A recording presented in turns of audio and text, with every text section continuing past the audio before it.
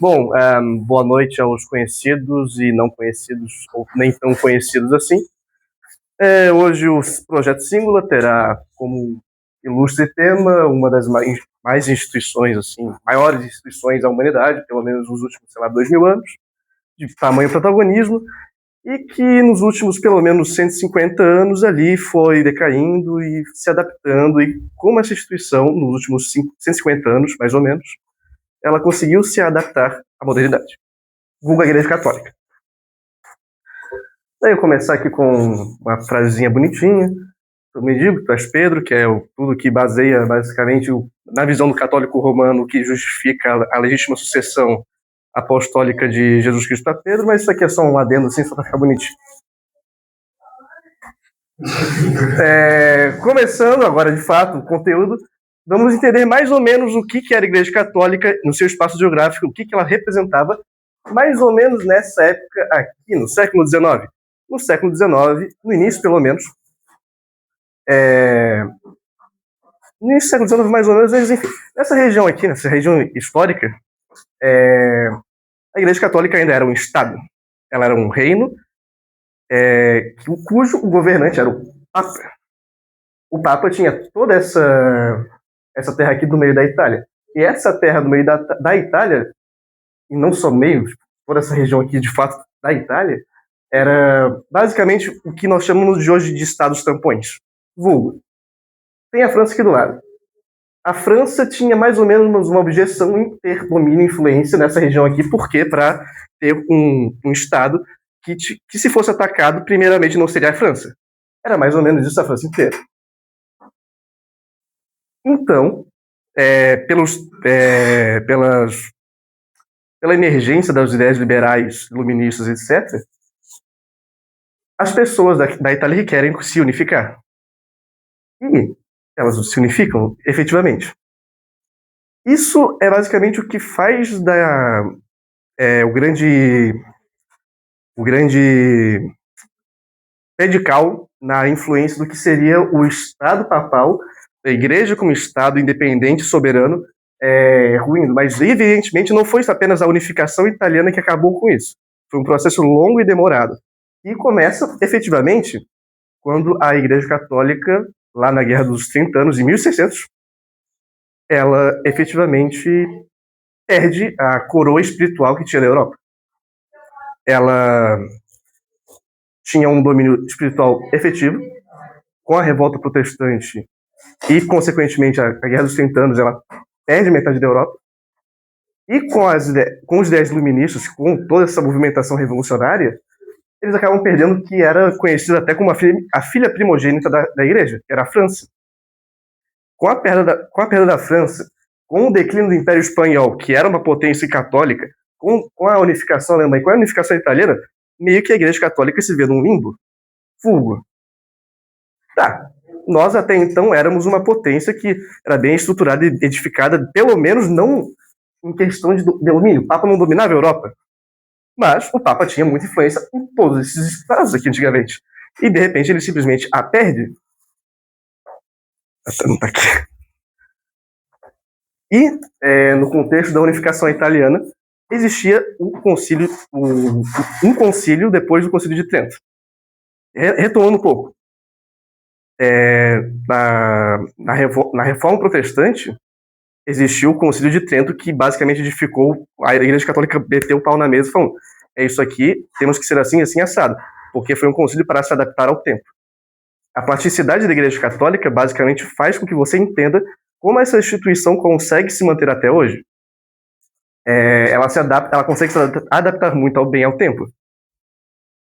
Quando a Itália estava sendo unificada, existia o concílio, estava acontecendo o concílio Vaticano I. Vaticano I.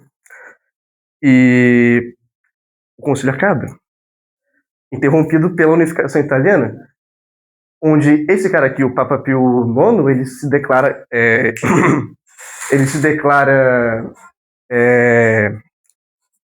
prisioneiro do Vaticano. Sendo prisioneiro do Vaticano, é basicamente eu não vou te reconhecer, Itália, eu quero que as pessoas interajam aqui, intervenham aqui para me salvar. A questão é, ninguém veio. Aí que Pô, a Igreja Católica percebeu, putz, parece que o negócio complicou porque eu não tenho mais lá aquela influência que eu tinha para ninguém poder me salvar. Aparentemente, a França não vai retornar a ser uma monarquia católica. E se cria a questão romana, que é basicamente o período onde papas existiram, só que eles não tinham território. Hoje em dia, o papa tem território. E esses foram os papas. Eu vou dar um geralzinho sobre eles, porque é que através da posição deles, dentro do tempo deles, você entende como a igreja ela foi lentamente se readaptando à nova realidade que ela tem, e tem mais ou menos até hoje. Por exemplo, Leão XIII foi o primeiro papa após o concílio, quer dizer, após a unificação italiana. Foi o primeiro papa que foi escolhido quando o Vaticano, o papa, etc., não tinha Estado. O que o Leão XIII faz?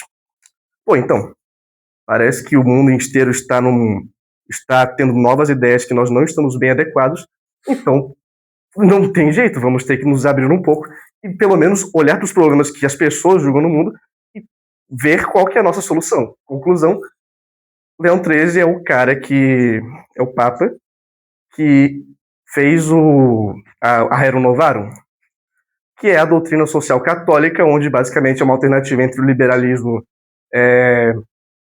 capitalista básico e o socialismo ateu.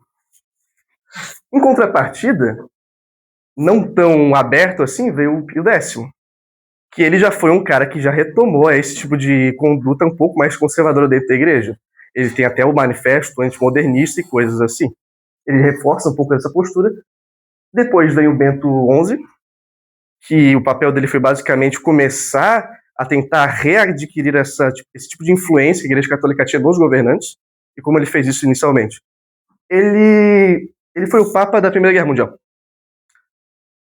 Na Primeira Guerra Mundial, evidentemente, potências, a Europa inteira estava em guerra.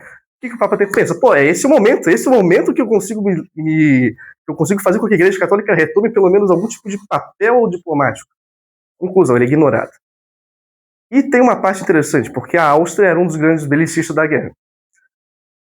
E a Áustria, até o papado desse cara aqui, ela tinha um poder que ela podia vetar determinados cardeais de votar no conclave. Inclusive, ele foi eleito por causa disso. Porque no conclave era para eleger um cara mais reformista, que mais ou menos seguia a posicionamento do Leão XIII. E o arquiduque não gostou. E falaram, não, refaz de novo. Foi eleito o cara conservador. Mas o cara conservador foi lá e falou, pô, cara, não gostei disso aí. Corta. Acabou com o direito da Áustria. Isso foi um dos motivos que influenciou o isolamento mais ou menos diplomático do Bento XI. Consequentemente, depois que ele tenta reestabelecer essa postura um pouco mais diplomática da igreja, e falha miseravelmente, vem o Pio XI, que esse realmente conseguiu fazer... Ele chegou assim, no papado, falando, pô, cara, eu tive 3 antecessores a mim, que mais ou menos tentaram se adequar ao mundo moderno, só que ainda tinha aquele entrave, que é, eu não sou um soberano. O que mais pegou nessa postura aqui, do Bento XI na Primeira Guerra Mundial, foi que ele não era um soberano, ele só era um cara que estava refém do Estado italiano. Ninguém dava bola para isso. Ele vem aqui, tem todo aquele imbróglio político na Itália nos anos 20, e no final eles conseguem fazer um acordo. Esse acordo foi, tá, beleza, o Estado italiano reconhece a igreja, o Estado italiano também reasse um pouco os danos perdidos lá na unificação, e fica lá. Isso foi basicamente o papel do Pio XI. Já que mais ou menos no meio período, antes do grande acontecimento do século passado, na Igreja Católica, temos o Pio XII, que é bem mais conhecido, foi o Papa da Segunda Guerra Mundial, que já era bem descrente ele já tinha um pouco mais de suspeita em relação ao seu antecessor, em relação aos regimes totalitários que existiam na Europa. Enquanto o antecessor dele, o Pio XI, ele era mais ou menos tipo, tá, beleza, existe ali, beleza, me respeitem. Ele já tinha uma certa desconfiança que esses regimes pudessem se voltar contra a Igreja Católica, como de fato a Alemanha efetivamente fez. Coisa que ele conseguiu pelo menos manter uma relação boa com a Itália, enquanto ela não estava ocupada pela Alemanha nazista. Mas enfim, tem toda aquela conspiração, não, era uma suspeita mesmo, e o Pio XII, de fato, ele meio que ficou em silêncio em relação ao Holocausto. E até acusavam ele de meio que colaborar por causa disso. Até que, alguns anos atrás, abriram lá uma série de documentos que provava, inclusive, a Igreja Católica colaborava para, tipo, esconder os judeus em algum lugarzinho lá, tipo, de forma discreta. Porque se eles fizessem isso de forma aparente, efetivamente a Igreja Católica seria perseguida. Daí o pontificado do Pio XII acaba. Ele era um cara que não era lá muito conservador. Ele, inclusive, ele começou a dar mais uma abertura do pós-guerra para questões de se adaptar ao novo mundo, que já no fim da Segunda Guerra Mundial era um mundo dividido entre o socialismo e o liberalismo, vamos colocar assim. E ele começa a dar essa abertura assim. Só que essa abertura ela só vai ser concretizada com o João XXIII, que é o Papa que efetivamente abre o Concílio Vaticano II.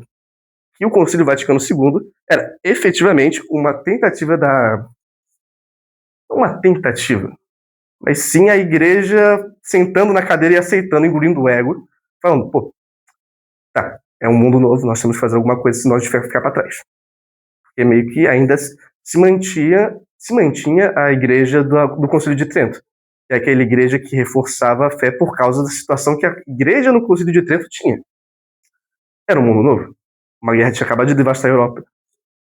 Impérios estavam ruindo de ponta a ponta. É um mundo novo. Vamos fazer outra coisa. E a grande questão do Concílio Vaticano II foi essa palavrinha aqui, adornamento. O adornamento significa basicamente manter-se atualizado.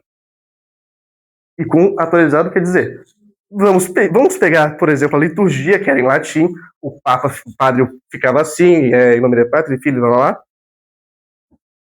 E ele agora fala assim. Ele fala na minha língua, a vossa língua. Reforma litúrgica, maior protagonismo dos leigos, porque o leigo era basicamente o cara que era uma estrutura até então puramente piramidal, que era muito fechada, tu não tinha como fazer um meio termo, e coisas assim. Foram atualizando a igreja para mais ou menos uma conduta que você esperaria do mundo moderno, por assim dizer. A questão é, essa mudança normalmente era esperado que causasse um tipo de mudança, porque afinal, você está mudando toda uma estrutura de uma instituição burocrática que existe há basicamente 1000 anos. Mais de 1000 anos. Só que eu acho que eles não pensaram que daria tanto problema assim. Porque basicamente todos os papas que sucederam o Concílio Vaticano II, eles tinham um problema, que era uma igreja que estava perdendo muitos fiéis. Eles perdiam seminaristas, pararam de fazer tantas salas de seminaristas. Foi um desgaste enorme assim, dentro da Igreja Católica. E todos os papas que sucederam a isso tentaram fazer algum tipo de movimentação para conter esse tipo de crise que estava acontecendo. Em determinada situação, essa crise, inclusive, se agravou ainda mais. O Paulo VI morre, assim, se eu não me engano, em 1978. E logo depois do Paulo VI vem o João Paulo I, que é um papa que morre assim de um jeito meio suspeito.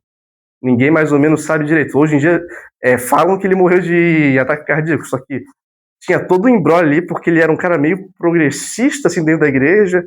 Daí tipo, o pessoal lá não gostou muito dele. Conclusão, morreu depois de um mês. Foi muito querido, beleza. Daí vem o queridinho de muitos, e não lá muito queridinho de outros, que é o João Paulo II, que foi, se eu não me engano, o terceiro papa com um pontificado mais longo que já existiu.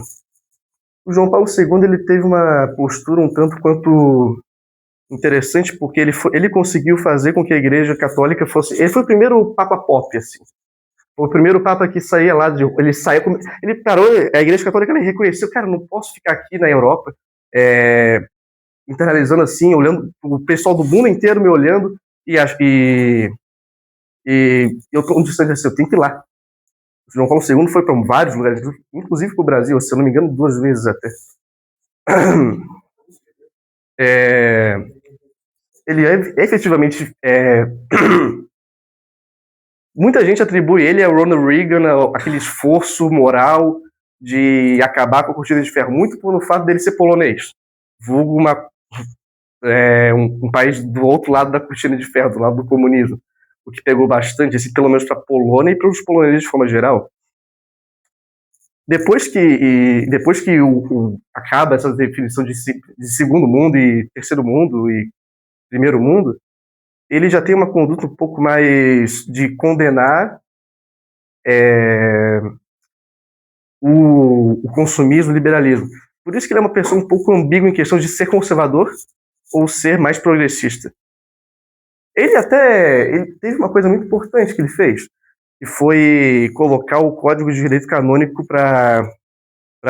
de forma mais acessível aos fiéis. Isso mais ou menos foi um movimento que ele fez para tentar pôr um pouco mais de ordem dentro da Igreja Católica, de forma interna. Ele efetivamente tentou ser o cara mais estabilizador. Ele estava vendo ali que a crise estava meio complicada ali a situação da igreja, e ele vai ali, tenta e até consegue fazer isso bem, assim. Daí temos o Bento XVI, que ele já foi um cara mais conservador, não é por nada, ele é um teólogo muito influente.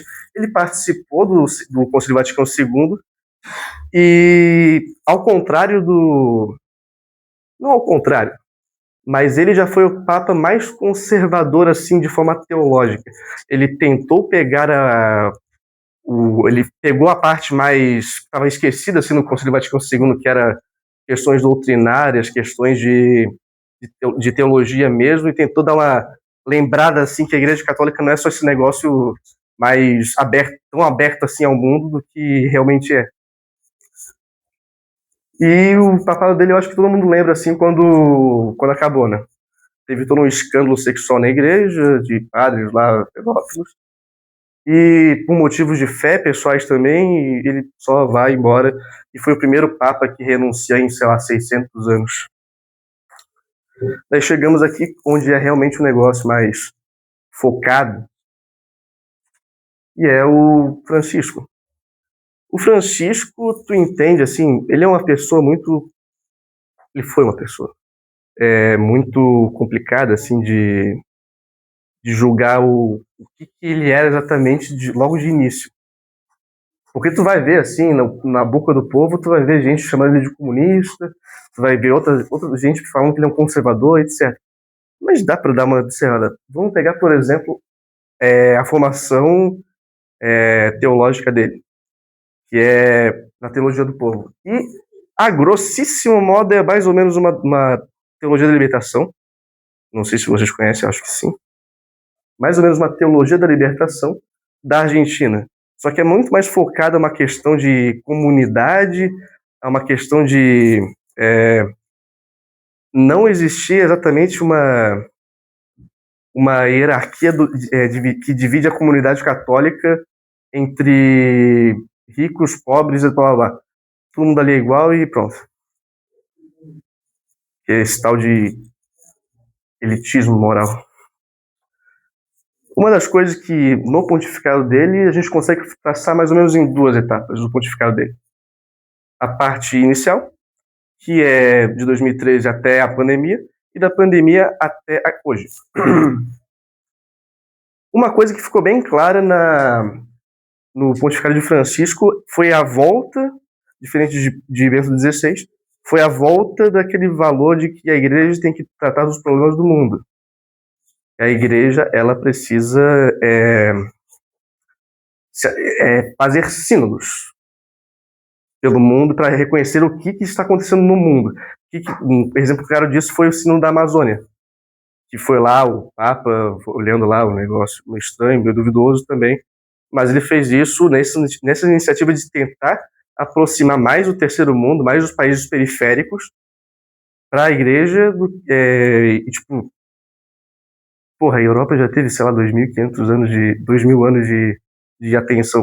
Vamos começar a efetivamente dar um pouco mais de atenção para aquele lugar lá que o pessoal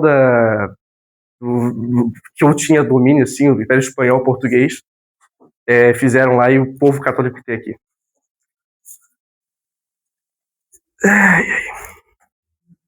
Daí a gente tem mais ou menos as formas de ver o Francisco. Tem gente que vê o Francisco como um revolucionário, que é o cara que chegou no concílio na igreja, impôs assim foi para quebrar tudo mesmo, para reverter a ordem, etc.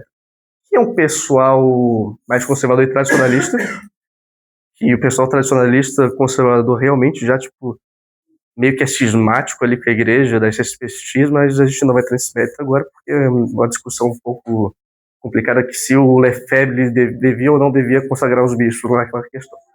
O reformista, que é mais ou menos a visão genérica que todo mundo tem sobre o Francisco, que aquele cara lá, ele só deu continuidade ao concílio, ele prosseguiu com as ideias lá do negócio, só que ele puxou um pouco mais assim pro lado dele, da sadia dele lá de dar uma atenção a mais pro terceiro mundo. E o conservador, que é interessante, porque pouquíssimas pessoas vai ver assim pessoas chamando o Francisco de conservador.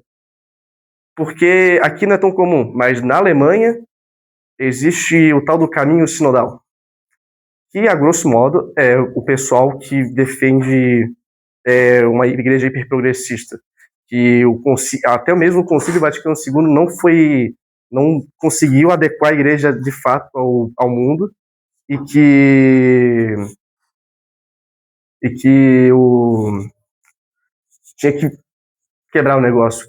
Uma coisa que o Pedro Sinodal fala é que o Francisco é um conservador que queria ser reformista, que queria ser revolucionário também. Só que daí ele foi impelido, então ele só não conseguiu fazer o negócio porque as estruturas da Igreja Católica eram muito complicadas de se alterar. E eu acho que é basicamente isso, geralzão do negócio. E, bom, o que nós podemos esperar de Leão XIV? 15, 14. Bom, quando eu tive a ideia dessa apresentação, eu tive logo quando o Leão XIV assumiu o papado. Mas o que a gente pode mais ou menos esperar é que ele seja só um papa, siga mais ou menos o que o Francisco estava seguindo e talvez puxe até um pouco mais para o lado conservador. Até porque, mediante as mudanças do mundo, que agora a igreja já é de fato um pouco mais habilitada a tratar ser mais plástica quanto a isso do que era antigamente, aparentemente ele só vai seguir mais ou menos uma cartilha do Francisco e vai puxar um pouquinho do negócio. E era isso. Pergunta.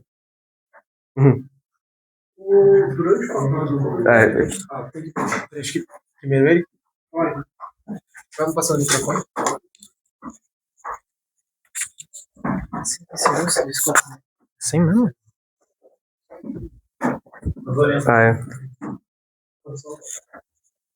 Primeiramente, boa noite, pessoal. Alguns notarão um sotaque diferente, né? Eu sou da Venezuela, um país que tem duas coisas que sobram, petróleo e católico também, né? Eu sou católico, praticante. Sim, quero começar a minha fala primeiro com a frase que tinha comentado muito no Concílio Vaticano II, né? Nós fazemos esse concílio com a intenção de que a Igreja Católica abra as portas para o mundo, né?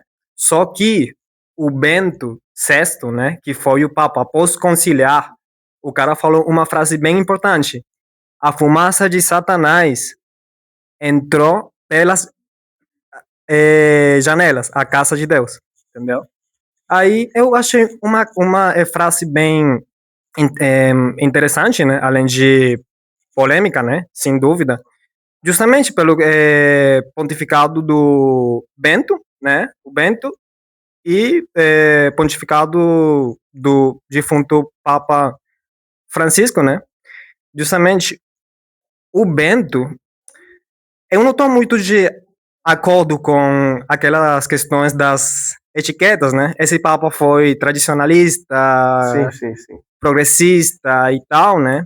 Simplesmente tem quem se apega mais a Categorização é um isso, negócio que um pouco categorizações, muito basicamente restringe um tipo papa aquele escopo que aquela ideia representa ou aquele grupo representa. esse tipo de coisa, né? Justamente o pontificado, o curto pontificado do Papa Bento, defunto Papa Bento, né? Se caracterizou pela luta a relatividade moral, né? Sim. Também ele, como é que é? Ele avivou, né? Aquele debate sobre a maior das heresias, né?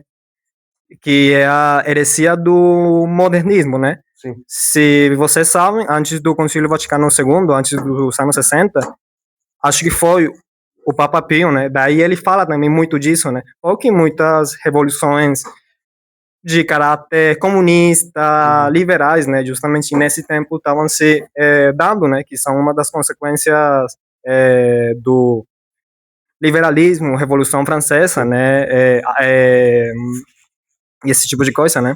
Aí quero destacar alguns pontos do pontificado do defunto Papa Francisco, né? Uns pontos que são bem polêmicos, né? E daí, se é possível, né? Abrir um pouco a o discussão, né? Francisco, ele basicamente foi um cara que ele tinha uma postura que era muito de acordo, por exemplo, se ele tivesse iniciado o papado uns 10 anos antes, não, no papado do conclave do Bento XVI, se eu não me engano, ele foi o segundo mais votado. Se o Francisco ele tivesse assumido em 2005 e não em 2013, a igreja seria completamente diferente, porque ele teria todo um escopo da política, de como o mundo funcionava, para ele conseguir fazer de fato essas reformas que são tão polêmicas dentro do negócio. Justamente o Papa Francisco, ele pegou uma época, né, que se caracteriza e ainda se caracteriza pela polarização, Sim, tanto exato. social, tanto política. E isso se espalhou para dentro da igreja. A gente sente isso, pessoalmente, Sim, né? sim. Agora, algumas coisas que eu achei bem polêmicas, né, do Papa Francisco, né? Primeiro são as questões políticas, né?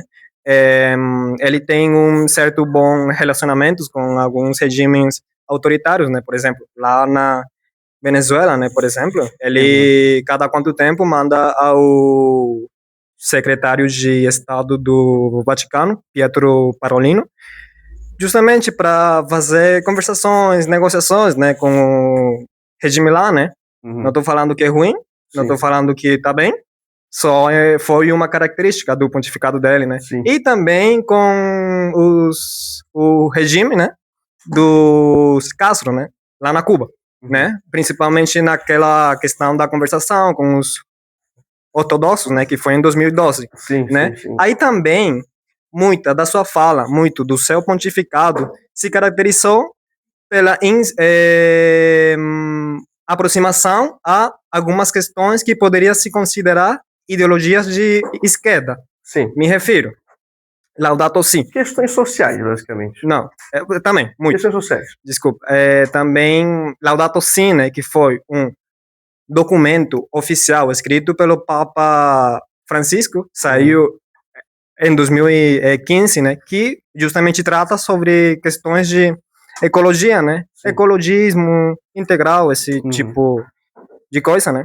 Aí também tem o muito polêmico e relativamente recente, Amores Letícia. O Amor Letícia, sim. Letícia, né? Letícia, isso mesmo. Latista. Isso. E o Papa, o atual Papa, né, falou uma coisa bem interessante, né? A interpretação que as pessoas dão àquele documento está totalmente errada. O Papa Francisco não estava se referindo à questão LGBT e tal, né? Ele estava se referindo mais a outras coisas, né? E daí também acontece bastante com o sínodo, né? Da sinodalidade, que foi um dos grandes signos, né? Um dos grandes Sim, a reforma moral que representa mais ou menos do os amores de pontificado dele, né? Letícia e a questão da sinodalidade foi o grande marco, assim, do pontificado do Do Francisco. pontificado Francisco. E justamente, né, aquela escuta. Só que daí, tipo, tem questões, né, que tem que resolver, que o Francisco, lamentavelmente, não deu tempo de resolver, né?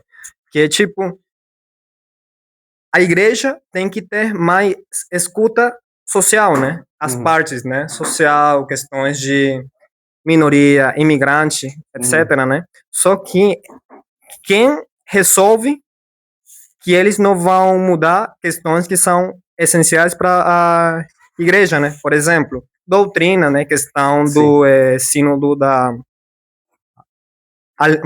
Alemanha, né? Que eles estão em uma constante tensão porque o Estado alemão é um dos grandes financistas do Vaticano. Só que também eles querem mudar algumas coisas morais, né? Em questão LGBT, gênero e tal, né? Que são bem importantes também, bem essenciais para a igreja católica, né? E daí são críticas, né? Mas não sou ser vacantista, assim, naquela posição, né? Justamente há um padre, o padre mais famoso da Argentina, né? Atualmente, se chama Javier Oliveira Ravasi, né? O cara fala uma coisa bem importante. Os papas também erram, né? Também erram, e bastante, né? Porque eles são seres humanos, né? Ele foi para o Vaticano, né? E numa parte, né? Numa basílica, sei lá. Falando só sobre essa questão do que o próprio... Qual é o nome dele? Javier Oliveira Ravasi. Que os papas também erram. É que hoje em dia tem uma grande confusão, tanto entre católicos e não católicos, sobre a infalibilidade papal. E o pessoal entende que tudo que o Papa fala tem que ser exatamente isso. Só que isso só deve... Inclusive, isso é mais ou menos novo dentro da Igreja Católica em questão de séculos. Se eu não me engano, foi o São Pio X que instituiu a infalibilidade papal. Isso. E o Papa só é infalível em momentos que ele fala em ex-cátedra. Exatamente. Então não é que o Francisco foi lá e falou alguma besteira assim, sei lá, tem que...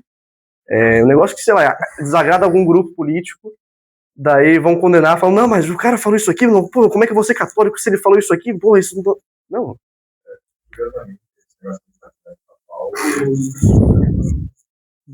Sim, mais uma coisa. Desculpa. Mas esse negócio da curiosidade papal, ele é um negócio assim, teologicamente, é um negócio bem complexo, né? E então, defendem, também não é algo que já veio com sido aplicado ao longo do resto da história da igreja. Então não tinha um dogma expresso a respeito disso. Eu acho que a questão é que justamente as pessoas não entendem. Não entendem, exato. Mesmo os católicos não entendem. Mesmo os católicos que já ouviram o argumento, que é só eficaz, querendo ou não, eu acho que isso vai acontecer tanto antes quanto depois da decisão. Os católicos, eles querem, de alguma forma, seguir o Papa. Eu acho que na mente deles, eles acabam estendendo essa decisão. E acabam ficando um pouco ansiosos quando ouvem algo um pouco mais polêmico por parte do Papa. Sim. Mas com certeza, inclusive que as pessoas não estão acostumadas com esse negócio de tipo, que o cara ele pode fazer uma encíclica e depois vai ser meio que reinterpretada de forma mais clara. Que é o que reclamavam do Papa Francisco. Sim. E os católicos, assim, conservadores, só que não hipertratores, eles diziam que eles criticavam o Francisco na questão de as encíclicas dele não são claras. Elas abrem margem para interpretações erradas. E é isso, aí falou o caso da benção, casais. Sim, que era a pessoa, era a pessoa e não um casal em si. União irregular. Abençoou os dois no mesmo momento, só que não é a união. Exato. Querendo ou não, isso já é meio ambíguo. Mas falando nisso ainda, eu acho que é basicamente esse o modo que a Igreja Católica vai ter para se manter. Se essa onda progressista de questões de reformas morais e mudanças de formas morais, de regras morais, de questões assim, vai ter, porque o que o Concílio Vaticano II fez, em grosso modo, foi basicamente falar: a Igreja não dá, ela não vai conseguir existir plenamente no mundo e ser uma força religiosa para a massa, assim, não esclarecida, vamos dizer assim, a massa não esclarecida, se ela for muito rígida, porque o que pegava assim no pessoal do Concílio Vaticano II era, vou dar um exemplo grosseiro. Tá, as pessoas atualmente estão começando a querer entender as coisas que elas vivem, elas propriamente racionalizam uma situação para fazer parte daquilo.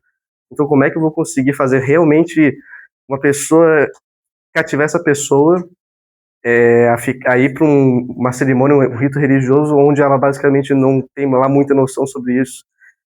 E ainda mais tipo, para pessoas que não têm muito interesse necessário assim, tipo, elas não buscam saber o negócio que é realmente a grande massa. Mas eu acho que essa plasticidade da Igreja Católica aí que o Francisco conseguiu mais ou menos implantar as encíclicas com essa ambiguidade, mais ou menos representa isso. É que, pelo fato de que não dá para ser um negócio tão rígido hoje em dia, nós temos que fazer as coisas mais ambíguas para, independente se vai criar faccionalismo, se vai criar gente gostando ou não gostando, a pessoa, se quiser, ela consegue fazer o que ela goste daquilo. Tanto é que eu trabalhei numa editora católica, que eu até me surpreendi depois que eu fiquei sabendo que o meu patrão, por mais conservador que fosse, de ter filho, e ir na missa, assim, tudo mais, ele não odiava necessariamente não odiava, mas tipo, ele tinha uma visão neutra positiva do Papa Francisco, uma coisa que pra mim era meio... não esperava isso. Ele estava muito bem, ele elogiava bastante justamente a Maria Letícia.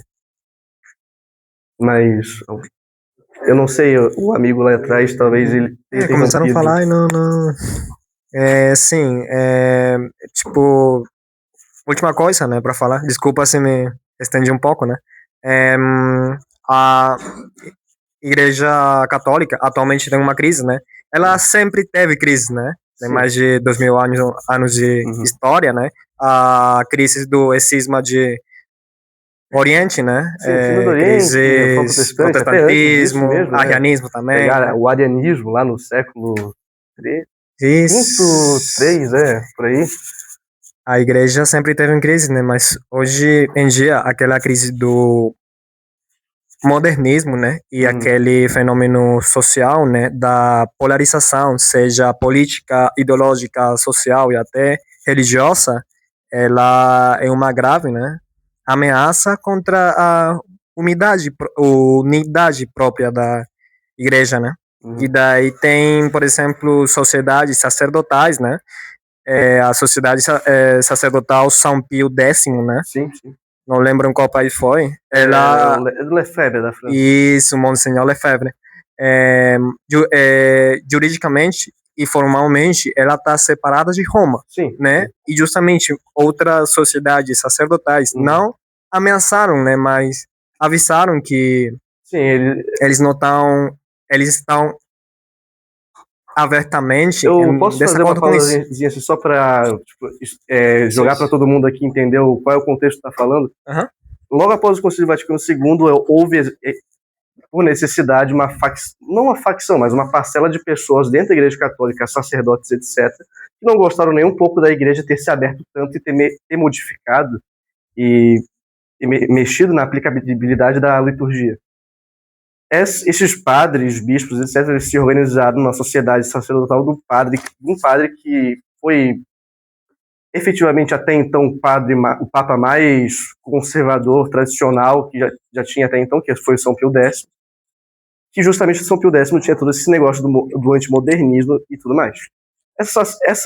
Se forma uma sociedade de sacerdotes ali, mas eles fazem isso mais ou menos, tipo, falando assim, pô, eu vou fazer isso aqui. Só que eu não estou me preocupando muito em questão de ter reconhecimento de Roma ou não. Eu vou fazer isso aqui, eu posso, estava na liturgia, eu posso fazer isso, mas eu não vou falar para Roma. Assim, porque eu acho que inclusive Roma proibiu os caras, né, mas enfim. Surge esse secto de padres da Igreja Católica, que são uma minoria, na época era uma minoria, tipo, pouquíssimos, assim, e eles são os tradicionalistas. Os tradicionalistas são os caras que eles têm uma relação com Roma complicadíssima. Houve uma tentativa do Bento XVI de tentar aproximá-los, só que, e se eu não me engano, eles até conseguiram a aprovação, só que chegou o Francisco e tipo, deu uma amenizada nessa relação diplomática aí, tipo, ficou afastado. E, inclusive o Francisco ele colaborou um pouco para parar esse movimento, tipo, dar uma cessada naquele movimento que o Bento XVI fez sobre retomar um pouco mais a parte conservadora. Esse documento, se eu não estou errado, foi o Traditionis Custodes. Justamente, Francisco falava, né? Eu não estou em contra da missa em latim. Eu estou em contra da missa em latim como instrumento ideológico anti autoridade papal, entendeu? Que no caso era Francisco. Portanto, as igrejas que queiram celebrar a missa em latim, elas têm que pedir um tipo permissão obrigatória para Roma. E muitos não gostaram disso, entendeu? Tanto é que tem 2 missas tridentistas em Florianópolis. Uma delas é meio secretinha, a outra é do IDP, que é um negócio normal, assim, com autorização do bispo, etc. Mais alguma pergunta? Pode perguntar. Ele levantou a mão primeiro, eu acho. Então vai lá, Guilherme.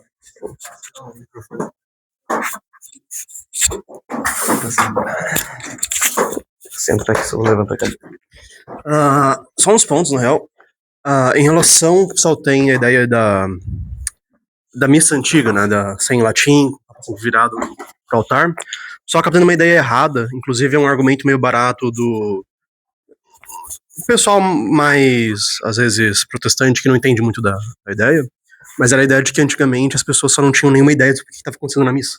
Muita ideia de que, quando a missa era em latim, ninguém sabia nada do que estava sendo rezado, só não entendia a Bíblia, porque a Bíblia não estava na língua local deles. Só que o pessoal, tipo, se esquece que as pessoas, tipo, tinham vida além daquele momento específico na igreja. Elas podiam perguntar pro padre, tipo, sobre o que você está falando, ou conversar sobre o assunto dela. E também que antes da Idade Moderna, existia uma aproximação maior entre a igreja local e a comunidade ao redor dela. As pessoas não iam na igreja só, tipo, uma vez na semana, só pra fazer a obrigação delas. Tinha uma convivência diária com aquilo. Então, existia, sim, um conhecimento sobre o que estava sendo feito. E uma coisa que acaba sendo uma necessidade para a missa também se tornar depois a língua comum é que, com a modernidade, isso se torna cada vez mais difícil. As pessoas têm uma convivência cada vez menor na igreja e com a igreja. Então, tendo, por exemplo, aquele modelo de missa hoje, ia ser meio complicado, porque provavelmente acaba piorando a questão das pessoas, mesmo os católicos, não entendendo o que é a doutrina católica. Porque não tem mais essa convivência tão forte entre os dois. Mas agora mais que eu queria perguntar mesmo, você comentou de quando teve depois da Segunda Guerra Mundial, que teve toda a Cortina de Ferro, que o Papa ele era polonês, e que é quando começou a ter a questão de uma luta moral, digamos, dentro da igreja, de reforçar a questão moral dela. Mas como que foi mais a relação realmente dela ao crescimento da União Soviética? Por exemplo, o Papa Pio XII, que foi o Papa efetivamente depois da Segunda Guerra Mundial, ele teve uma postura fortemente anticomunista. Por motivos, creio que óbvios, porque a União Soviética era um Estado ateu, não era um Estado secular que tolerava religiões. Eles reforçavam a pessoa não ser religiosa. Mas não existiu uma aproximação mais ou menos geopolítica entre a Igreja Católica como instituição religiosa / Estado com os Estados Unidos por necessidade nesse momento. Mais ou menos essa comunhão entre os dois só vai ficar muito forte no João Paulo II. Até então, até por causa do Concílio Vaticano II. Porque, pensa comigo, Pio XII, que tinha essa postura anticomunista meio que neutra em relação ao Ocidente, estava lá, assim, secular. Tem o Concílio Vaticano II e, honestamente, a Igreja Católica tinha muito problema interno para ela conseguir, assim, focalizar de forma externa a coisa toda. Tanto é que o João Paulo II ele assume lá em 78, se eu não me engano. Isso, e em 78 já tinha o quê? Mais de 15 anos, se eu não me engano, do concílio. Então teve esse período assim de instabilidade crônica dentro da Igreja Católica, depois eles vão retomando o negócio. Não sei se eu te respondi. Mas é. E falando um pouco sobre a questão da missa em latim também. Por que a missa em latim, há 300 anos atrás, as pessoas não se importavam em se entendiam ou não? Não vou entrar no mérito da compreensão do divino ali, que você não precisa entender para reconhecer que Deus existe ali como substância, etc. É que essa noção foi se perdendo com o tempo por causa da secularização, onde as pessoas a religião deixou de ser aquele negócio tão importante dentro da vida delas. Então, parou de se ter todo esse senso um pouco mais espiritualista em relação à religião. Tanto é que hoje é muito difícil tu ver um católico, tipo, praticante real que estuda o negócio que lá no fundo, tipo, não tenha entendido e racionalizado a coisa toda. Não é como se... na antiguidade, assim, há uns 300 anos atrás, a pessoa só acreditava e ela estudar sobre isso só reforçava mais ainda. O que eu quero dizer? Ela já tinha embutido isso na cabeça dela, desde o início. Não tinha exatamente a opção de não ter de forma generalizada, assim. Isso vai se perdendo. E quando isso se perde, acontece o problema da Igreja Católica em relação à liturgia. Que hoje em dia as pessoas meio que procuram saber o que está acontecendo para tipo, depois realmente fazer o negócio. Porque religião não é um negócio mais necessário por excelência dentro da vida moderna. Tu não precisa ir pra missa para sobreviver, porque, pô, tu já tem um teu carro, salário, tua vida estabilizada ali. Tu não precisa ter uma ênfase em procurar algo para divino para que algo melhor aconteça por necessidade. Entendeu? É basicamente isso. Eu acho que o argumento é tão forte a respeito da missa é muito frágil, porque um dos maiores bons de fiéis ou de grande crescimento da Igreja Católica foi com a adoção da religião católica pelo Carlos Magno. E ele mesmo permitiu uma série de alterações da própria missa, e padronização de uma série de sotaques e dialetos. Depois que no Concílio de Trento, que só vai negócio se difundido muito entre as massas e na vida em comunidade, aí sim se oficializa o rito latino. E depois, muitos anos depois, aí vem mas é que é uma coisa que já permeia a sociedade. Sim. E um outro argumento que eu acho muito complicado do ponto de vista também social, o argumento de que a igreja ela precisa necessariamente se atualizar ou se abrir para o mundo, porque de que o sujeito do interior ele não vai ter interesse por aquilo. Eu acho que é muito mais de uma falta de senso comunitário dentro da Igreja Católica hoje em dia do que qualquer outra coisa. Sim. Olhando num ponto de vista neutro, a religião que mais cresce no mundo é o islamismo, por um senso comunitário absurdo. Absurdo. Se você for para qualquer nação que tenha a sua religião principal, a religião islâmica, e na hora que o sino estiver batendo, você estiver comendo, vão tirar a comida e vão pedir para você ficar sem comer. Se não for rezar, vai ficar sem comer. Então é um senso comunitário dentro da religião muito grande. A partir do momento que isso foi quebrado, trazer de volta a prioridade. É aí que tá. Por que o muçulmano faz isso? Porque o muçulmano não teve processo de secularização que aconteceu no Ocidente. Ele não passou por essa mentalidade, porque ele não tem o porquê físico de largar tudo que ele tem para rezar. Se ele quiser comer, ele pode comer. Porque eu estou falando isso porque eu sou um ocidental, se eu fosse muçulmano eu entenderia, e eu não pensaria lá muito em, tipo, fazer uma revisão sobre esse tipo de conduta. Porque é muito mais o senso comunitário que reforça uma certa ordem social pelo fato de que todo mundo está fazendo isso à tua volta, você meio que vai fazer porque senão tu vai ser meio que estranho. Da mesma forma que, por exemplo, na Idade Média, o sino batia, as pessoas iam para a missa. Hoje em dia, o sino bate e só ele vai para a missa. Esse é o negócio. Vou lembrar que mesmo a galera mais fundamentalista islâmica fala que ela tem isso. Exato. Tá. Mas não é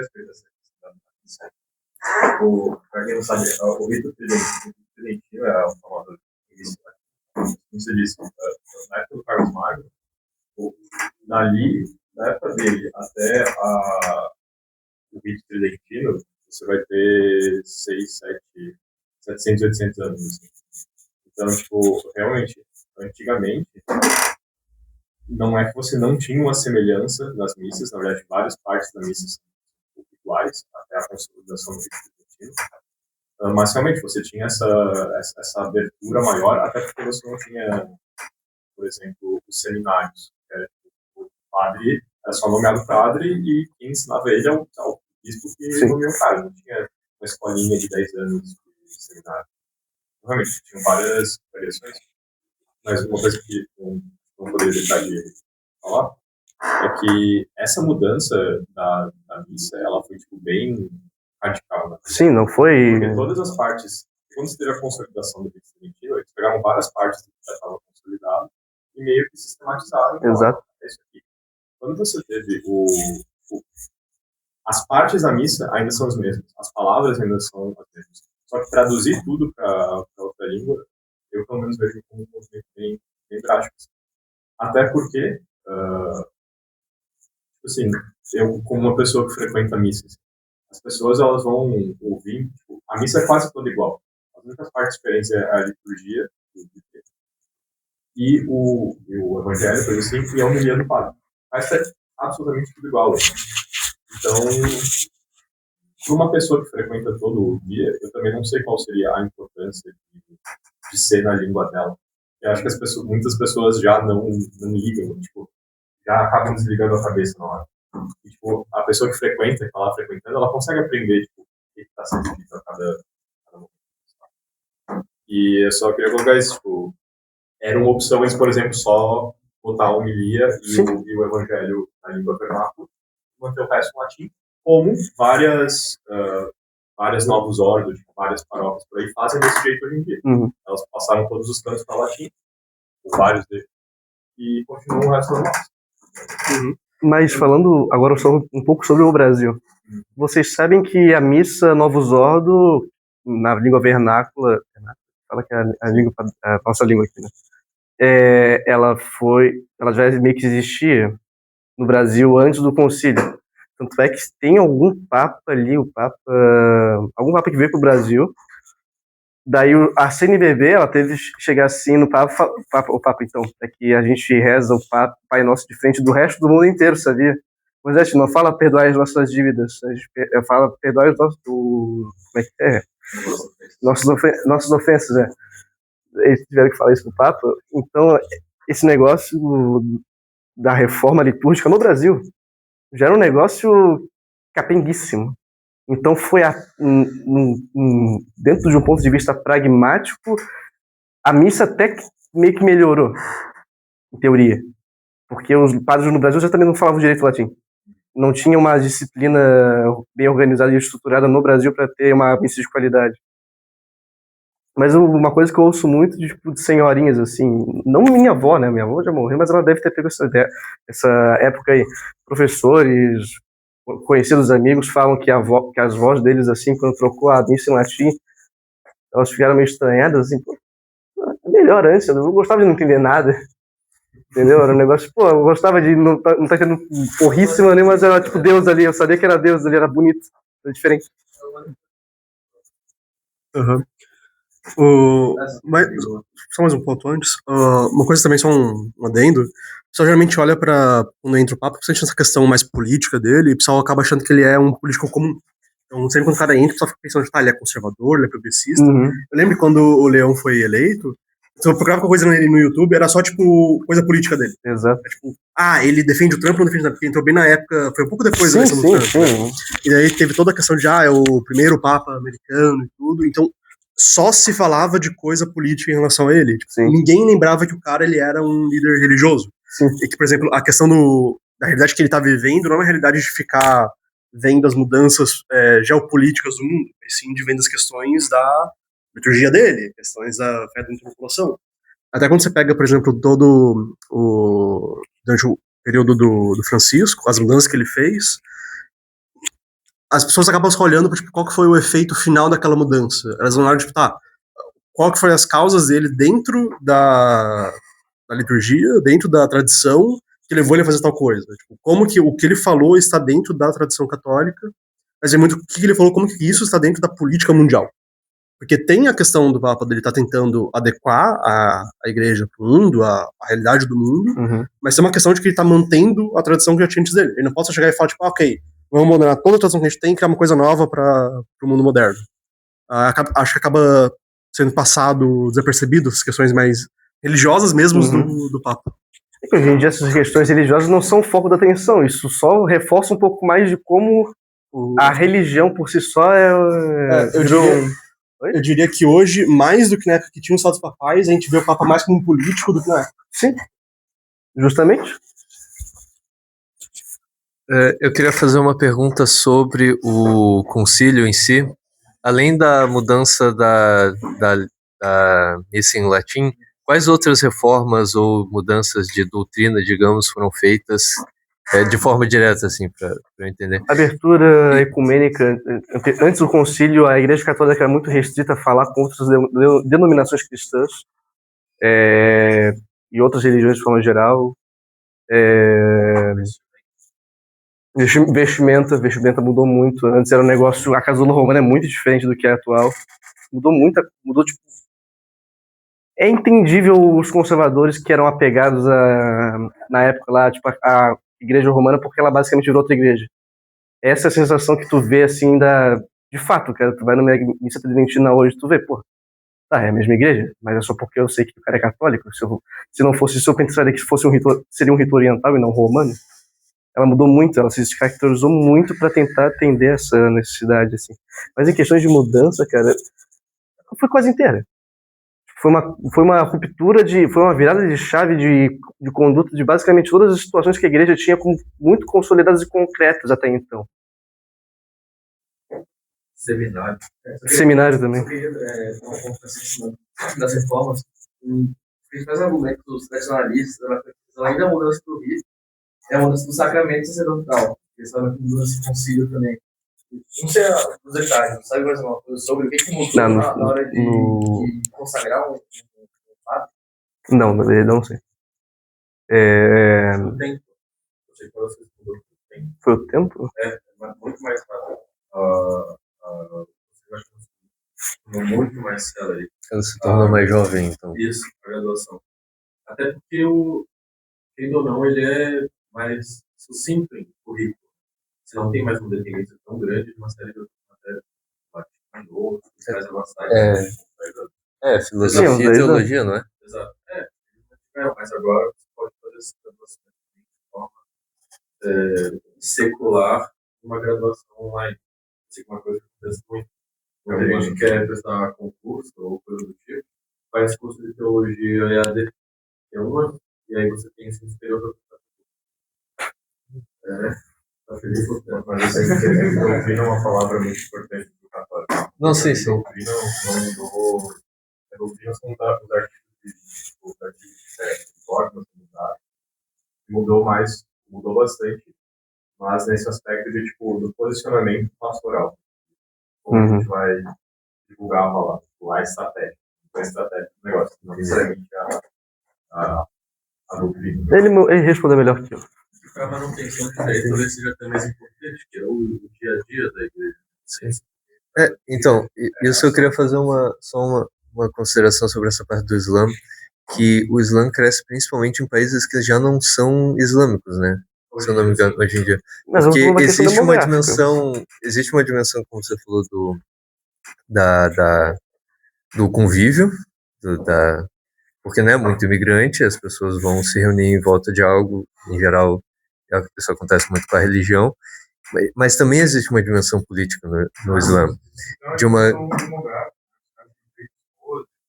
Não, inclusive o Islã cresce mais em países não muçulmanos, mais por uma questão demográfica de receber muitas pessoas de países muçulmanos, e propriamente porque os muçulmanos estão convertendo os fiéis. Inclusive...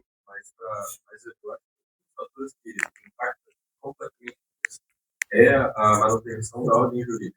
Isso tem também com os judeus em Israel. toda a Suprema Corte de Israel são judeus entendidos naquilo. E eles julgam casos baseados na interpretação deles. Sim, o Irã é uma aristocracia de juristas, basicamente, não é? Sim. Mas eu digo, você tem, tanto nas nações islâmicas quanto nessa nação judaica, a manutenção teológica e jurídica da coisa, enquanto o mais próximo que tem disso é através do Vaticano, mas que pela secularização você teve uma separação.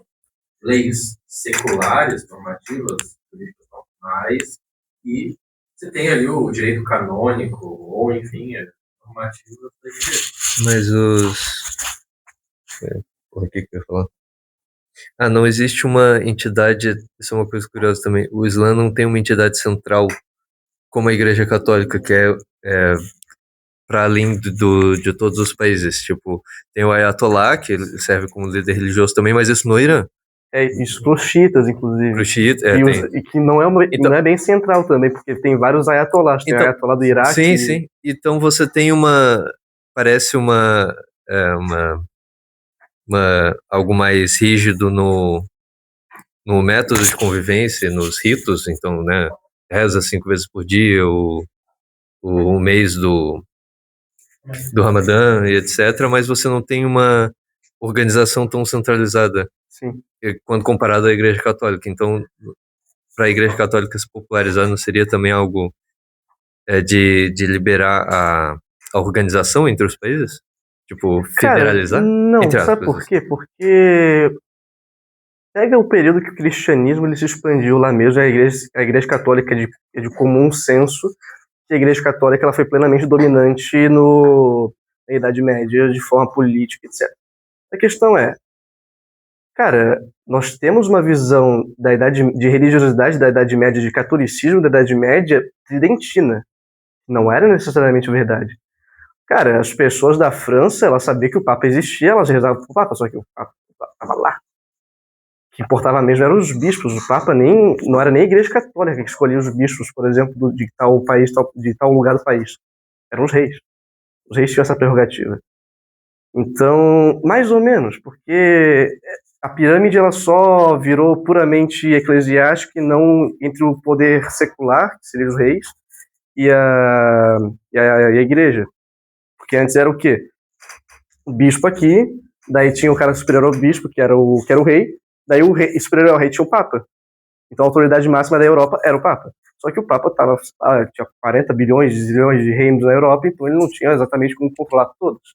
Ele fazia isso mais ou menos, ele meio que terceirizava, inclusive, esse poder, de forma pragmática, assim, falando grosseira também, para, por exemplo, sei lá, o Carlos Magno. Ele tinha... o Papa legitimava o poder dele, só que o Carlos Magno, de forma prática, tinha mais poder que o Papa. Porque, sei lá, o Papa do Carlos Magno lá trocou, né? Ele trocou o título de Roma do Império Bizantino e jogou no Império Franco. Acho que é uma cisão lá fodida e, enfim.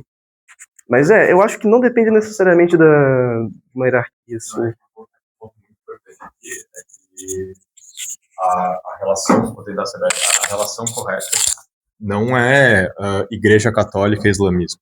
A relação deveria ser islamismo e cristandade. Todos os cristãos. Porque se você pega os islâmicos, ali depois do Maomé, eles também tentaram manter uma unidade. Até onde eu sei, a ideia do islamismo nunca foi se separar em diversas vertentes. Isso não é algo que está na religião. Inclusive é por isso que eles são tão radicais de uma vertente com a outra. Sim. Exato. No início já teve risco. Exato, mas antes você era para ter o descendente. Inclusive eles contam até hoje o descendente de Maomé. Algumas vertentes têm o descendente de Maomé genealógico mesmo. Exato, que deveria liderar. Inclusive, eu acredito muito que vários dos momentos de expansão do islamismo foi justamente porque aquela parte estava submetida a uma pessoa só. E aí ela foi lá e conseguiu se expandir. Então, acho que é uma relação um pouco complicada de se fazer, assim. Até porque se você contar todos os protestantes na cristandade, por exemplo, no Brasil, os protestantes crescem. Então, a gente já muda o diagnóstico da cristandade também, apesar de ter o secularismo. Também que o pessoal pega, que a gente até comentou um pouco, é que se você pega, por exemplo, nos países mais que são os anos há mais tempo, você pega uma Turquia, você pega os países do norte da Europa, norte da África, mais pra perto da Espanha, daquela região, eles estão cada vez mais se tornando mais laicos, de certa forma. A religião está cada vez tendo um papel não tão fundamentalista na vida social deles. Na Turquia nem tanto hoje em dia, mas ela teve um movimento forte lá depois do queda do Império Romano. E muito do crescimento dos principalmente, por exemplo, na Europa, ele é realmente uma questão demográfica, uma questão de pessoas que estão indo para lá, tendo muitos filhos lá. Agora, você pega, por exemplo, a população se convertendo, é pouco isso. Tipo, as pessoas que não são islâmicas não estão se tornando islâmicas. As pessoas islâmicas estão criando mais pessoas islâmicas. A grande força desafiadora se eu fosse muçulmano, o meu grande inimigo não seria nem o cristianismo na Europa, seria o secularismo. Porque assim, o cara muçulmano vai lá com a família, beleza, daí tem o filho. O filho é muçulmano ainda, ele vai crescer numa sociedade secularizada, onde não se pode, eles não ligam exatamente pra tua religião. É provavelmente o neto do cara, do meu neto, assim, seria, sei lá, um cara que não ligaria muito pra religião e assim vai... Você pega principalmente a Europa, eles estão indo pra um lugar que é, no papel, um lugar cristão, só que o governo tá cada vez mais querendo se afastar. Exato. Tipo, a maior parte da Europa, a maior parte do Ocidente, eles veem como uma ofensa no governo. Você tem uma aproximação muito forte. Sim, na França tu não pode andar com símbolos religiosos em lugares públicos. Porque, pelo menos, comunidade, até nesse caso dos livros, escolas muito próximas a isso, cada você tem uma proporção de não islâmico para 10 islâmicos, ou como é em Nova York, com escolas apenas para judeus. É uma coisa que existe desde o início. O Copenhague já estava em escola apenas para judeus. Muito tempo. Mas essa segregação não funciona exatamente, hoje em dia pelo menos, né? Hoje em dia essa segregação não consegue ser eficiente a ponto de realmente conseguir fazer com que a pessoa siga a risca assim, algum tipo de religião ou ideia, etc. É porque ela está inserida no mundo. Então, bom, escolas são importantes, elas moldam como tu vai pensar mais ou menos. Só que se fosse para ser assim, eu seria tipo um católico mais fervoroso porque eu estudo em colégio católico. Aí a gente já vai entrar no mérito da escola católica, né? Que já é uma escola pós-conciliar, e, enfim. Eu acho que o maior ponto é, por exemplo, para você colocar um filho numa sei lá, escola muçulmana, tu não vai ser muçulmano, tu pode ser um muçulmano fervoroso. Só que o teu filho vai estar inserido numa sociedade, ele vai ter acesso à cultura, especialmente a cultura que não depende mais só tipo, de vivência pessoal na internet, que não necessariamente corresponde a esses valores. Então, por esse fato de ter essas vazões, assim, tu não consegue mais ter uma vida, selecionar uma vida regrada, assim, que te dissocie tanto, assim, de um grupo do mundo, de forma geral, e tu consiga mais ou menos viver na risca do que aquele grupo existe, do que aquele grupo acredita. É muito difícil. Então, eu acho que, independente, assim, de ter... Obviamente, certamente vai existem comunidades muçulmanas que na França, na Itália e etc e tal, que tentam manter mais ou menos a raiz deles, só que o grosso do grosso, eu acredito que não consiga se manter. Sim, mesmo na Inglaterra você tem câmaras de Sharia, enfim. E eu não sei se a minha citação do islamismo foi mal pensada ou algo do tipo, mas tem mais como uma forma de unidade comunitária que consegue se manter com certo rigor, mesmo num mundo mais secularizado. Por mais que sim, eles sejam também cheios de cismas, como os católicos ou outras religiões do gênero, os judeus também têm seus cismas, eu ainda acho que eles, dentro das grandes monoteístas, são os com o maior senso de comunidade atualmente. Sim, isso sem dúvida. Sim, mesmo que com vazões aqui e acolá e contatos com secularismos, eles conseguem manter um núcleo duro que nenhuma das outras duas religiões conseguiu manter. Eu acho que talvez os judeus eles sejam mais comunitários por mérito. É que aí entra a questão do povo, né? Exato, do povo, porque o judaísmo querendo é uma religião étnica. Não tem como tu desassociar o senso de comunidade deles da religião, porque a religião deles é literalmente ser judeus. E, tipo, professar a religião que o nosso povo professa. Exato. Sim. E o muçulmano ele não depende necessariamente dessa, sei lá, claro que eles têm um senso comum entre eles que é o árabe, que foi imposto ali para as comunidades acima da Arábia Saudita, através da religião. Só que mesmo dentro desse senso comum entre eles existem diversas e várias alterações dialéticas. Tem outros lugares. O turco, por exemplo, o turco. A Turquia passou por um processo de secularização reforçada pelo Estado depois que o Império Otomano cai com o governo do Mustafa Kemal, o Atatürk, que salvou a Turquia de uma humilhação histórica depois da Primeira Guerra Mundial. Até, se eu não me engano, no início desse século, seguiu-se à risca a ideia de uma república laica secular na Turquia. Até que houve uma movimentação de um cara chamado Erdogan para começar a fazer uma regressão enquanto a isso. Ele começou a pegar aquele elemento muçulmano e realocar para dentro do Estado de novo. Um Estado que, em teoria, era para ser secular, puramente secular, que depois foi virando religioso por um tempo, é Israel. Israel tem pura influência da religião judaica dentro do governo deles. E era para ter nascido como uma república secular. Inclusive, o primeiro Estado que reconhece Israel foi a União Soviética. Por quê? Porque eles tinham a expectativa de, depois de ver todos aqueles horrores que um governo que pregava dentro do comunismo ali, um capitalismo de Estado, depois que eles passaram por tudo aquilo, falaram, pô, não é possível que esse pessoal não vai virar comunista. Pois é, não virou. Então, tem casos e casos, outro país que está passando por um movimento que se independeu com base nesse mais ou menos ideal secular e está voltando a ter um âmbito mais religioso, é a Índia. A Índia, tu vê as questões de casta ali que nunca foram exatamente apagadas da sociedade indiana, mas elas estão retornando, tanto é que o primeiro-ministro indiano é um Brahmin. É os casta alta lá, a casta religiosa. Teve nos últimos anos uma aproximação muito grande entre líderes de caráter populista com uma aproximação a instituições religiosas. Sim. Seja o Putin com várias e várias e várias normativas favorecendo a igreja ortodoxa, seja com construção de igrejas, seja com cessão de terras. Você tem o Erdogan na Turquia, você tem agora o Trump com as religiões cristãs, mais do sul, batistas e coisas do gênero. Mais nativas americanas, vamos dizer assim. Sim. Aqueles anabatistas ali que colonizaram os Estados Unidos. No Brasil, tanto Lula quanto Bolsonaro sempre tiveram uma grande aproximação da igreja, então tem um crescimento muito grande. É interessante no Brasil porque o PT ele nasce com um seio na igreja católica. Então a oposição ao PT vai vir da onde? Da igreja evangélica.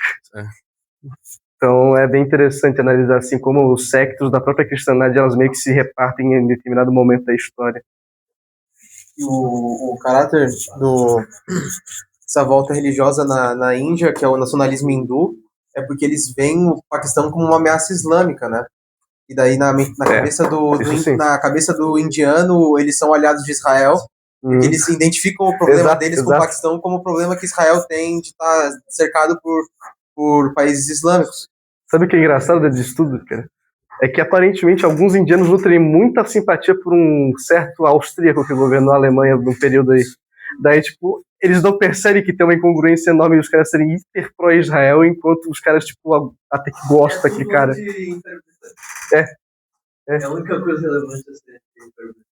Uma coisa relacionada a isso, eu não sei o quão relevante é cientificamente, mas vai implicando um pouco disso, mas também está tendo uma certa ascendência de Unidos, também com relação à situação Sim, tem muita gente, um cara comum assim, vê no cristianismo uma forma de resistência histórica que de fato foi da Europa em relação à expansão muçulmana, especialmente nos Balcãs ali na Espanha, na França mesmo.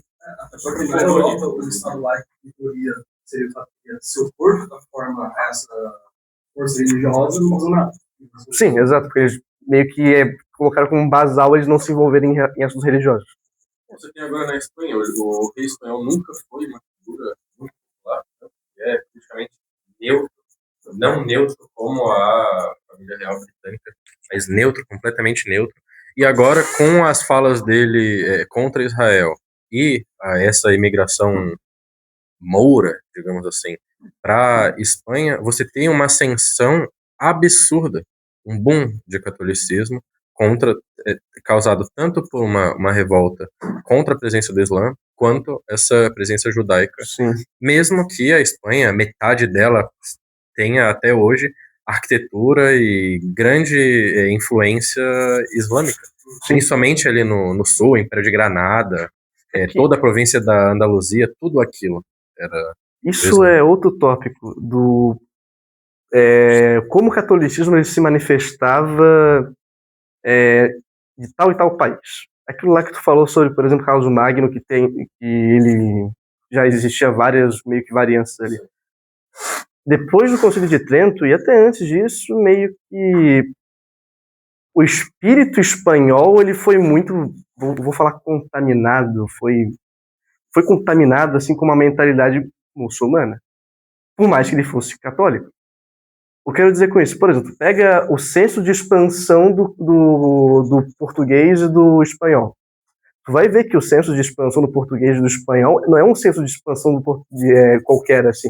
É um senso que quase que eles justificam de uma forma religiosa aquele negócio. Evangelização dos índios. Exatamente, eles justificam de forma religiosa, enquanto outros impérios, por exemplo, a Inglaterra, que era cristã, ou até mesmo a França, eles não tinham exatamente esse ímpeto expansionista de querer invadir o mundo inteiro, derrubar impérios e impor o negócio.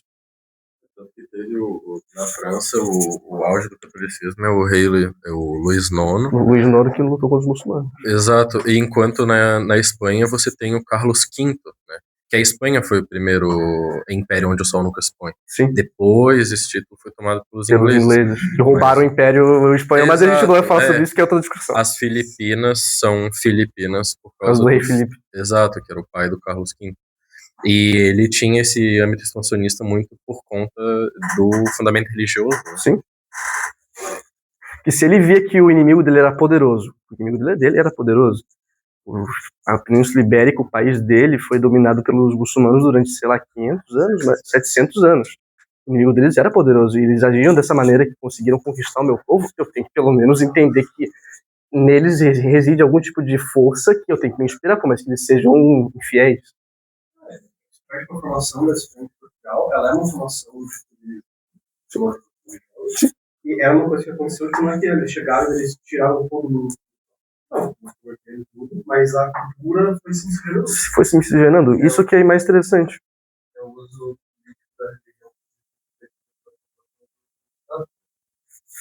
a Espanha, a Península Ibérica é invadida e conquistada pelos muçulmanos, então as famílias reais, né, sobrou, usa como justificativa a religião para reconquista. É como uma ideologia nacional. Espírito nacional. Acreditável, bem como o muçulmano na questão da jihad, ele não usa o islamismo, a jihad, como uma desculpa para fazer um processo de dominação. Ele realmente crê na jihad e isso é algo que é um motor, mas eu não vejo como uma justificativa de dominação, mas sim como uma crença que faz parte da coisa. Porque quando você está num momento de quase extinção ou de guerra, a cultura sempre vai ser muito afirmada, né? E a religião é uma parte da cultura.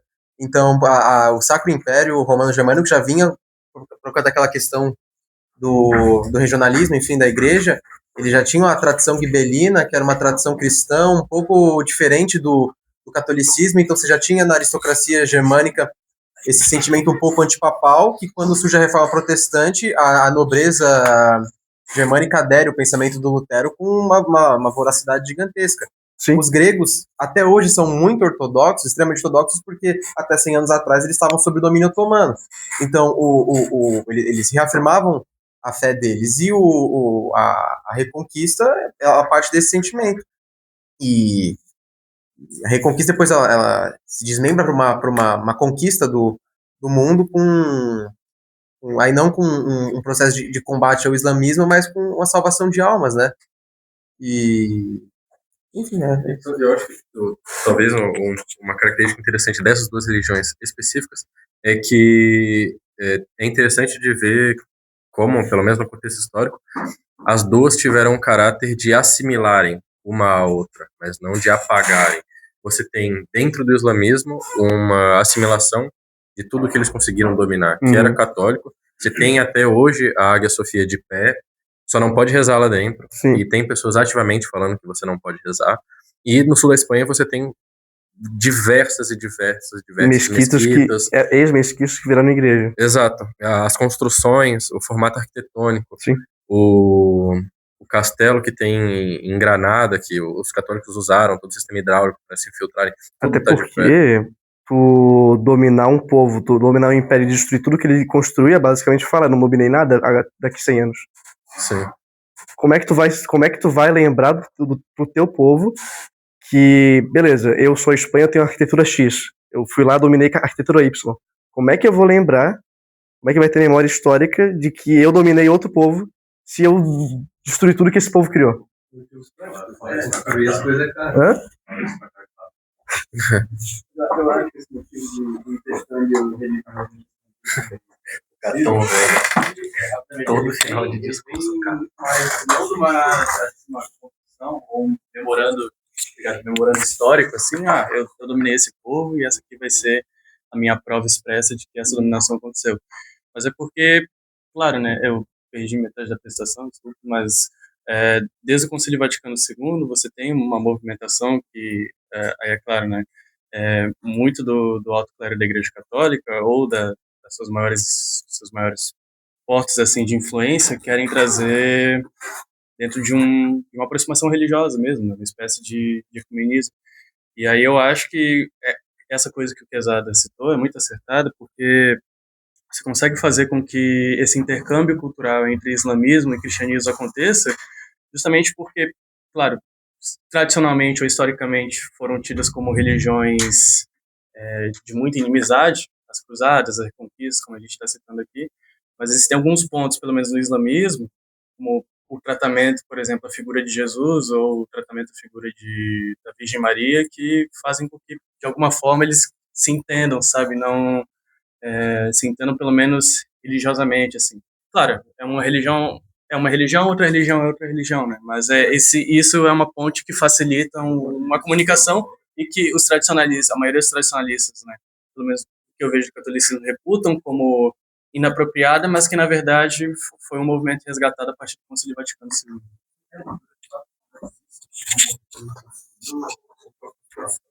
Política entre em geral, que teologicamente o mais próximo.